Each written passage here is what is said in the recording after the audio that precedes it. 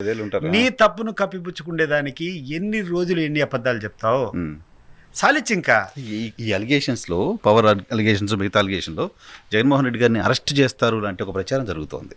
Arrest భయం ఏమైనా వైఎస్ఆర్ కాంగ్రెస్ పార్టీకి ఉందా? ఒక వీక కూడా ఒక ఈక కూడా పీకలేరు. ఇవన్నీ చెప్పేది ఇవన్నీ చెప్తే ఇంతవరకు నేను చెప్పిన సందర్భాల్లో ఎక్కడన్నా ఆయన మీద ఒక కేసు పెట్టారా, ఎవరన్నా అరెస్ట్ చేసినారా? నువ్వు చెప్పు. ఇవన్నీ ఇన్ని జరుగుతున్నాయి కదా, నీ బ్యానర్ ఐటమ్స్ నువ్వు రాస్తున్నావు కదా, ఏ అలిగేషన్ మీద నువ్వు ఒక ఎఫ్ఐఆర్ పెట్టాడు నాకు చెప్పు. ఇప్పుడు విద్యుత్ దాని మీద పెడతారంట. ఏంది పెడతారు? విద్యుత్ దాని మీద ఏసీబీ కేసు పెట్టి జగన్మోహన్ రెడ్డి గారిని ఇమీడియట్గా అరెస్ట్ చేయాలంట. అరెస్ట్ చేయకుండా చంద్రబాబు నాయుడు ఎందుకు తాత్సారం చేస్తున్నాడో అర్థం కావట్లేదని ఓ పత్రిక. అదే ఆమెనే కూర్చొని ఇప్పుడు నేను ఇదే చెప్పేది. ఈ విషయ సర్కిల్ నువ్వు అతి తెలివిగా నువ్వు మాట్లాడకుండా నీకు ప్రత్యర్థులుగా ఉండే వాళ్ళను నువ్వు లోబర్చుకొని నీకు ఏ రకంగా అండర్స్టాండింగ్ కుదిరిందో అంటే కొన్ని నేను చెప్పకూడదు. నేను పర్సనల్గా కూడా కొంతమందితో షర్మిల గారు మాట్లాడినటువంటి విషయాలు నాకు తెలుసు. ఇంకా నన్ను చంద్రబాబు నాయుడు గారు పూర్తిగా నన్ను వాడుకోవడం లేదు అని చెప్పి ఆయన బాధపడుతుందంట. నేను అబద్ధం చెప్పడం లేదు. నాకు తెలిసినటువంటి వేరే పార్టీలో ఉన్నటువంటి ఒక మిత్రుడు వేరే పర్సనల్గా డిస్కషన్ చేసేటప్పుడు పేర్లు చెప్పడం బాగుండదు కాబట్టి చెప్పడం లేదు. అవసరమైనప్పుడు చెప్తాను కూడా. నాకు తెలిసినటువంటి ఒక మిత్రుడు వేరే పార్టీలో ప్రముఖమైనటువంటి పోస్ట్ ఉన్నటువంటి వ్యక్తి ఈవెన్ షర్మిలతో ఒకసారి ఎక్కడో ఎయిర్పోర్ట్లో ఎక్కడో కలిసినప్పుడు మాట్లాడితే ఇంకా వీళ్ళు నన్ను పూర్తిగా వాడుకోవడం లేదు, వీళ్ళకి ఇంకా చేతకాడం లేదు నన్ను ఉపయోగించేదానికి అని చెప్పి ఆమె బాధపడేటువంటి సందర్భం. దీన్ని బట్టి అర్థమవుతుంది. అండ్ నిజంగా చెప్తున్నాను, గుండెల మీద చేసుకొని చెప్తున్నాను, 1% కూడా అబద్ధం లేదు. షర్మిల గారు నాకు తెలిసినటువంటి ఒక మిత్రుని దగ్గరికి పోయి, ఒక మిత్రుడు ఎయిర్పోర్ట్లో ఏదో కలిసి వాళ్ళ ఎయిర్పోర్ట్లో మాట్లాడుకుంటూ పోయేటప్పుడు ఇంకా చంద్రబాబు నాయుడు నన్ను సరిగా ఉపయోగించుకోవడం లేదని చెప్పి మాట్లాడతాను. ఇంత దారుణము, అంత దూరం. ఎస్, అండ్ నేను చెప్తున్నాను కదా, దీనికి ఐఎమ్ ప్రామిసింగ్, ప్రమాణం చేసి చెప్తున్నా. ఇది నాకు కావాల్సినటువంటి ఒక ప్రముఖమైనటువంటి ఒక మిత్రుడు చెప్పినాడు. పేర్లు నేను తీసుకుని రావడం ఇష్టం. సో ఎక్కడికి పోతున్నాం? ఒక పక్క పవన్ కళ్యాణ్ వాడుకుంటావు, ఒక పక్క పవన్ కళ్యాణ్ సినిమా ఇమేజ్ని వాడుకుంటావు, ఒక పక్క షర్మిల ఉన్నటువంటి విభేదాలను వాడుకుంటావు. రాష్ట్రానికి మేలు చెయ్యబ్బా. షర్మిలమ్మ అంత కక్ష, అంత కోపం, అంత ఇది ఎందుకు జగన్మోహన్ రెడ్డి గారు పెంచుకున్నారు? మీరు ఒకసారి ఆలోచన చేయండి. మీరు మీ అన్న ఉంటారు, మీ అన్న బాగుంటాడు, మీరు చెడిపోయారు, లేకుంటే మీరు ఇబ్బందులు పడుతున్నారు. మీ అన్న దగ్గర నుంచి నువ్వు ఏదైనా ఎక్స్పెక్ట్ చేస్తావు, ఆయన ఇవ్వకుండా ఉంటే అది పగగా మారిపోతుంది. ఇప్పుడు బాగాలేని తమ్ముడిని చూసుకునే బాధ్యత కూడా అన్నకుంటుంది కదా. ₹100 ఉంటుంది, చేస్తున్నాడు కూడా. బట్ దాన్ని బియాండ్ లిమిట్స్ నువ్వు కూర్చొని మాట్లాడి. ఇప్పుడు నేను దీని సందర్భంగా ఒక చిన్న ఎగ్జాంపుల్ చెప్తా. ధీరుభాయ్ అంబానీ గారికి 2 పిల్లలు, అనిల్ అంబానీ, ముఖేష్ అంబానీ. ఈరోజు అనిల్ అంబానీ గారు ఏ స్థాయిలో ఉండారు, ముఖేష్ అంబానీ గారు ఏ స్థాయిలో ఉండారు, లేకుంటే అనిల్ అంబానీ గారు పడేటువంటి ఇబ్బందులకన్నిటికీ ధీరుభాయ్ అంబానీ కారణమా, ముఖేష్ అంబానీ కారణమా? నీ స్వయం కృపారాధనలు నువ్వు చేసుకోలేకపోయినావు, ఆయన సమర్థవంతంగా చేసుకున్నాడు, అంతే కదా. ఈరోజు పోయి కూర్చొని అనిల్ అంబానీ పోయి నీ దాంట్లో అంతా నాకు షేర్ ఉంది, నాకు సమానంగా ఇవ్వాలని చెప్పి అడిగేటువంటి పరిస్థితులు ఉంటే మీరు యాక్సెప్ట్ చేస్తారా? ఆస్తులు పంచుకున్నారు. లే, అదే నేను చెప్పేది. ఇక్కడ కూడా అంతే కదా. నేను గతంలోనే చెప్పాను, మళ్ళా ఒకసారి చెప్తున్నాను. రాజశేఖర రెడ్డి గారు బతుకునేటువంటి సమయంలోనే రాజశేఖర రెడ్డి గారి సంపాదన, రాజశేఖర రెడ్డి గారికి పిత్రార్జితంగా ద్వారా వచ్చినటువంటి ఆస్తులు అన్నీ కూడా సమానంగా పంచినాడు. విజయమ్మ గారు పంచలేదని చెప్తున్నారు. విజయమ్మ గారు ఎక్కడ చెప్పారు? లెటర్ రాశారు కదా. ఎక్కడ ఏం రాయలేదు. చెప్పేది నలుగురు మన వాళ్ళకి సమానం లెటర్ రాశారు. లేలే, విజయమ్మ గారు ఈ రోజు కూర్చొని ఏమైనా రాయొచ్చు. ఆయనకునేటువంటి సెంటిమెంట్లు, ఆయనకునేటువంటి ఇబ్బందులు ఏమైనా ఉండొచ్చు.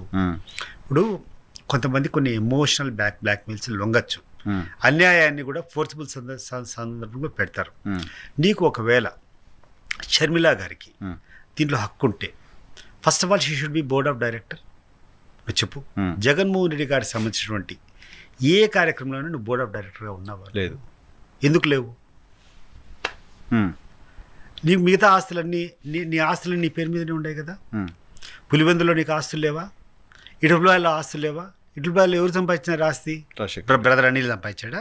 రాజశేఖర రెడ్డి గారు. మరి రాజశేఖర రెడ్డి గారు సంపాదించింది నీ పేరుతో ఎట్లు వచ్చినాయి? నీకు విభజన జరిగినప్పుడు నీకు ఎట్లు వచ్చినాయి? ఈరోజు నువ్వు ఉంటున్నటువంటి ఇండ్లు ఎక్కడి నుంచి వచ్చింది? అది ఎవరు ఇచ్చినారు? విభజన జరగకుంటే నీకు ఎక్కడి నుంచి వచ్చింది? నీకు నీ పేరుతో పవర్ ప్లాంట్స్ లేవా? హైడల్ ప్లాంట్స్ లేవా నీ పేరుతో? అవి అమ్ముకోలేదా నువ్వు? నువ్వు చేసినటువంటి అనాలోచితమైనటువంటి కార్యక్రమాలు, నువ్వు డబ్బులు పోగొట్టుకొని ఆయన ఏదో ఆయన దగ్గర ఉన్నాయని చెప్పి అడగడము ఎంతవరకు correct?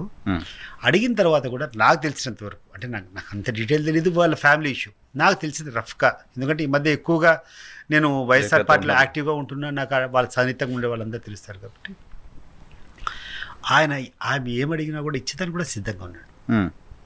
And one such thing is Saraswati. అంటే డబ్బులు ఇమీడియట్గా కావాలా, నేను ఇమీడియట్గా అమ్ముకోవాలా, నాకు ఇప్పుడు ఎంత ఇస్తావు, ఏమి ఇస్తావు అంటే దానికి ఒక లిమిట్ ఉంటుంది కదా. ఇప్పుడు ఓకే, చంద్రబాబు నాయుడు గారు ఎలా అట్రాక్ట్ చేశారు మరి వాళ్ళ పార్టీ కోసం? ఆమె పని చేస్తుంది. ఇప్పుడు నీకు ఒక మనిషి మీద కోపం పెరిగినప్పుడు అది కసిగా మారుతుంది. నువ్వు ఏదన్నా ఒకటి ఎక్స్పెక్ట్ చేస్తావు, అది నెరవేరినప్పుడు అది కసిగా మారుతుంది. దాన్ని కూర్చొని ఇంకా నువ్వు రకరకాల దాన్ని ఆయన స్వార్థం కోసం వాడుకుంటాడు. ఇప్పుడు షర్మిల గారు ఇక తెలంగాణకు వచ్చింది, తెలంగాణలో ప్రచారం చేసింది, పార్టీ పెట్టింది. జగన్మోహన్ రెడ్డి గారు చెప్పారా? నువ్వు తిరిగినావు, డబ్బులు ఖర్చు పెట్టుకున్నావు, పోగొట్టుకున్నావు, దానికి జగన్మోహన్ రెడ్డి గారి బాధ్యుల? నీకున్నటువంటి పవర్ ప్లాంట్స్ నువ్వు అమ్ముకోలేదా? షర్మిల గారిని అడగండి మీరు. ఆమె పేరుతో పవర్ ప్లాంట్స్ ఉన్నాయా? మరి నీ పేరుతో పవర్ ప్లాంట్స్ ఎక్కడి నుంచి వచ్చినాయి నీకు? ఓకే, బ్రదర్ అనిల్ గారు ఏమైనా సంపాదించారా? రాజశేఖర రెడ్డి గారి ద్వారా నీకు ఆయన ఇన్ఫ్లుయెన్స్ లేకుంటే ఆయన కథ మీద ద్వారా నువ్వు అమ్ముకునే డబ్బులు ఎవరికి ఇచ్చినావు? నువ్వు ఏమన్నా జగన్మోహన్ రెడ్డి గారికి సమానంగా పంచినావా? నువ్వు అడిగేదానికన్నా కారణం ఉండాలి కదా. నువ్వు చేసేటువంటి ఇండస్ట్రీస్, నీకు మైనింగ్ లేదా? బయారం అని చెప్పేసి నువ్వు నీ పేరుతో కొన్ని పెట్టుకోలేదా? బయారంలో కడప జిల్లాలో పెళ్లిమర్లో చేయలేదా? నువ్వు పెట్టేటువంటి జరగని దానికి నువ్వు ఎవరో మీద ఆపాదిస్తే ఇది కరెక్ట్ కాదు. ఇప్పటికి కూడా మా జిల్లాలో ఒకటే ఉంది. మొన్న ఒకతను రాజశేఖర రెడ్డి ఒకతను ఒక లెటర్ రాశాడమ్మా, మీ కుటుంబాన్ని నమ్ముకొని మేము ఎన్నోసార్లు రాజకీయాలు చేశాము, మేము ఎన్నో పోగొట్టుకున్నాము, కానీ నువ్వు ఈ రకంగా కూర్చొని ఇట్లా బజారుకు పడడం కరెక్ట్ కాదు.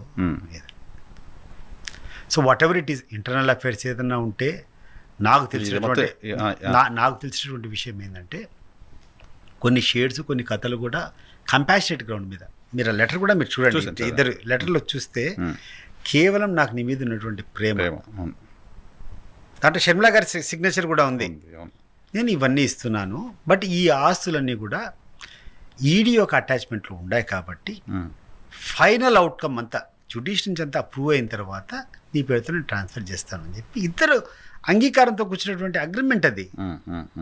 దాన్ని కూడా ధిక్కరించి నువ్వు ట్రాన్స్ఫర్ చేసుకొని నీ పేరుతో కూర్చొని ట్రాన్స్ఫర్ చేసుకొని జగన్మోహన్ రెడ్డి గారికి రేపు అతనున్నటువంటి ఈడీ కేసులో ఇబ్బంది మారేటట్టు చేయడం ఎంతవరకు? జగన్మోహన్ రెడ్డి అరెస్ట్ కావాలని షర్మిల గారు విష్ చేస్తున్నారు. అంతే కదా, ఎవడో ఒకటి పుష్ చేసేటాడు, ఆమెకు అనాలోచితంగా లోపల ఉంది. ఇప్పుడు ఒక స్టేజ్ దాటిపోయింది అనుకో, దాయాదులపూర్ అట్లే ఉంటుంది వైనారన్న. ఇప్పుడు నీకు అందరికంటే కూడా ఒక శత్రువు కంటే పోరు కూడా దాయాదులపూరే చాలా ఎక్కువ. మీరు కురుక్షేత్రం ఉంది, ఎవరి మీద జరిగింది? మహాభారతము, అన్నదమ్ములే కదా. సో ఇక్కడ కూడా అంతే, సిబ్లింగ్స్ మీద జలసీ స్టార్ట్ అయితే అది ఎక్కడికి పోతుందో కూడా చెప్పలేం. ఎంతో అన్యోన్యంగా ఉన్నటువంటి సిబ్లింగ్స్ ఉన్నారు, విభేదాలు వస్తే ఇంకా అది ఎక్కడికి పోతుందో. అండ్ వాళ్ళు కరెక్ట్ టైంలో ఒక మంచి వ్యక్తి వీళ్ళిద్దరిని ఆడిచ్చేదానికి దొరికినాడు, చంద్రబాబు నాయుడు. అంతే కదా. ఇంకా మొత్తం ఈ ప్రశ్న ఎక్కడ స్టార్ట్ అయిందంటే జగన్మోహన్ రెడ్డి గారి అరెస్ట్ గురించి ఏమైనా వైసీపీ భయపడుతుందా అని. జగన్మోహన్ రెడ్డి గారు నాకు తెలిసి ఒక వెంట్రుకు వాసంతా కూడా దీని గురించి భయపడేటువంటి వ్యక్తి కాదు. ఈ రోజు కూడా భయపడ్డు.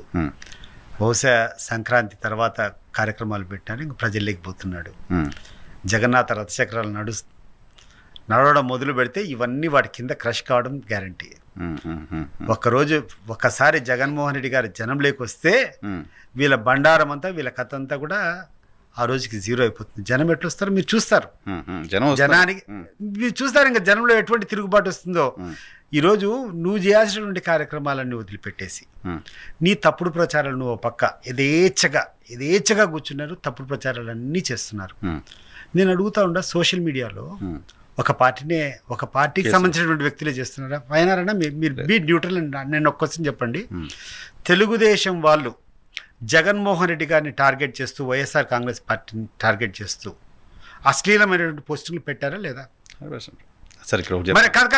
మరి ఇంతవరకు ఒక్కరి మీద నువ్వు కేసు కట్టావా? ఒకరిని అరెస్ట్ చేసి లోపల పంపించావు. మీరు అరెస్ట్ చేశారు, వాళ్ళు వచ్చి మిమ్మల్ని అరెస్ట్ చేస్తారు. ఎవరు వచ్చి మమ్మల్ని అరెస్ట్ చేశారు? వైసీపీ వాళ్ళు పెట్టిన టైంలో వైసీపీ గవర్నమెంట్ ఉన్నప్పుడు వాళ్ళు అరెస్ట్ అయ్యారు, వాళ్ళ గవర్నమెంట్ వచ్చింది, మీ వాళ్ళు. సో ఈరోజు పవన్ కళ్యాణ్ సోషల్ మీడియా బాధితులు, పవన్ కళ్యాణ్ కుటుంబం సోషల్ మీడియా బాధితులు, చంద్రబాబు నాయుడు గారు సోషల్ మీడియా బాధితులు, చంద్రబాబు నాయుడు గారి కుటుంబం, భార్య, కోడలు బాధితులు, నేను జగన్మోహన్ రెడ్డి గారి బాధితులు, వాళ్ళ కుటుంబ సభ్యులంతా బాధితులు. మీరే సృష్టించుకున్న ఒక విషవాలయంలో అందరూ బాధితులు అయిపోయారు.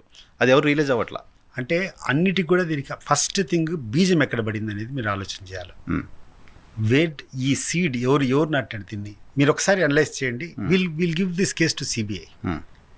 అసలు ఈ సోషల్ మీడియాను ఎవరు వాళ్ళ స్వార్థం కోసము దుర్వినియోగం చేశారు, ఎవరు ఈ రకమైనటువంటి అశ్లీల పోస్టులు పెట్టేదానికి కారకులో మనం ఒకసారి అనలైజ్ చేసేదానికి తెలుగుదేశం పార్టీ సిద్ధమైతే వీఆర్ రెడీ. ఎక్కడ స్టార్ట్ అయింది మీరు స్టార్ట్ చేసిన తర్వాత ఈ నాయకుడు చెప్పాల్సిన అవసరం లేదు. ఏ పార్టీకి ఆ పార్టీకి రక్తం చెందేటువంటి కార్యకర్తలు ఉంటారు. ఇప్పుడు నా మీద అలిగేషన్ వచ్చింది అనుకో, నా ప్రత్యర్థి నా మీద అలిగేషన్, నా వెనకలు ఉండేవాడు, నేను చెప్పినా చెప్పకుండా వాడు రియాక్ట్ అవుతాడు. ఈ సందర్భంగా ఇది పర్కులేట్ అయింది. బట్ ఎక్కడి నుంచి స్టార్ట్ అయింది ఇది? ఎవరు దీనికి కారకుడు? మీరు సిద్ధమా? మీరు దానికి రెడీనా? మీరు వాళ్ళు తెలుసుకోవాల్సిందే. అదే నేను చెప్తున్నా. మీరు అడగండి. ఇప్పుడు న్యూట్రల్ పీపుల్ మీరు అందరూ ఉన్నారు. మీరు కూర్చొని లోకేష్ గారిని అడగండి, అయ్యా పలానోళ్ళు ఇదే చేస్తున్నారు, ఇది ఎక్కడి నుంచి మొదలైంది, ఆడ నుంచి కూడా స్టార్ట్ చేయాలంటున్నారు, మీరు బాధ్యులైతే మిమ్మల్ని మీ మీద కూడా కేసులు పెట్టుకోవాలా, మీరు ప్రిపేర్డ్ అని చెప్పి మీరు అడగండి. ఈరోజు ఛానల్స్ అన్నింటినీ వాళ్ళ వశం అయిపోయినాయి. మెజారిటీ ఆఫ్ ది పేపర్స్ ఓ సాక్షి తప్పితే అన్నీ సైడ్ అయిపోయినాయి. ఈరోజు ప్రధానంగా ఉండేటువంటి ఈ యొక్క కవరేజ్ అంతా కూడా, ఈ కమ్యూనికేషన్ అంతా కూడా సోషల్ మీడియా ద్వారా పోతుంది. ఈ సోషల్ మీడియాలో ఈ నిజాలు బయటికి పోతాయి, వాళ్ళు చెప్పేటువంటి అబద్ధాలు ఎండగడతారని ఈ సోషల్ మీడియా మీద అంతా కేసులు పెట్టుకోవడం, భయపెట్టడము. For ordinary postings, political posting మాట్లాడితే 41 నోటీస్. ఏది ఇది? ఎక్కడికి పోతున్నాం మనము? 4 రోజులు 5 సార్లు కూర్చొని ఒక సామాన్య వ్యక్తిని తీసుకొని పల్లెల్లో తీసుకొని వచ్చి నువ్వు పోస్టింగ్ పెట్టావు, నువ్వు ఇది ఫార్వర్డ్ చేసావు నోటీస్. భయభ్రాంతులు అయిపోయి ఎందుకు వచ్చింది గొడవలు అని చెప్పి సైలెంట్ అయిపోయి ఒక పక్క నువ్వు వన్ సైడ్ నీ యొక్క ప్రచారాలు నువ్వు చేసుకుంటా పోతాడు, నువ్వు దుమ్ము పోతాడు. నేను చెప్తున్నాను ఈరోజు చంద్రబాబు నాయుడు గారు మీరు భ్రమలో ఉండరు. ఏయి నిలవు, అబద్ధం ఎక్కువ కాలం నిలబడదుగా. There is a saying in English. Expiry date. The triumph of the wicked is short-lived. The triumph of the wicked is short-lived. అంటే ఒక చెడ్డవాని యొక్క విజయము చాలా తాత్కాలికము, ఒక దుర్మార్గుని యొక్క విజయం చాలా తాత్కాలికము. గుర్తుపెట్టుకోండి. మీరు 2 రోజులు 3 రోజులు ఏమైనా మీరు పక్కన పెట్టేదాన్ని ప్రయత్నం చేస్తారేమో కానీ ప్రజలు తెలుసుకుంటారు అంతా ఏదో రకంగా పోతాయి. చాలా కాన్ఫిడెంట్ కనపడుతున్నారు. 100కి 100 రూపాయలు చూస్తారు. అదే నేను చెప్తున్నాను కదా, జగన్నాథ రథచక్రాలు కదులుతాయి సంక్రాంతి తర్వాత. తెలుస్తుంది వీళ్ళ బండారము, ప్రజల్లో ఉండే స్పందన, ప్రజల్లో ఉండేటువంటి కథ చూస్తారు మీరు.